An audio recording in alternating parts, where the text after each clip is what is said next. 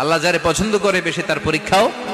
আসাদুন নাসি বালাআন আল আম্বিয়া। এই পৃথিবীতে আল্লাহ সবচেয়ে বেশি বালা মুসিবত দিয়ে পরীক্ষা করেছেন নবীদের, কারণ নবীরা আল্লাহর কাছে কম প্রিয় না বেশি প্রিয়। যেহেতু প্রিয় বেশি, পরীক্ষাও।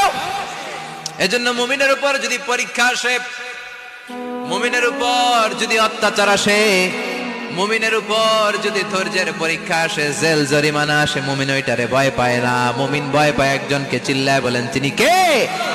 কারণ আল্লাহর ঘোষণা ওয়ালা তাহিনু ওয়ালা তাহজানু। ঘোষণাটা কার? ভয় নাই, তোদের চিন্তা নাই। আনতুমুল আ'লাউনা ইন কুনতুম মুমিনিন। তোমরাই বিজয়ী হবা যদি মুমিন হও, যদি মুমিন হও।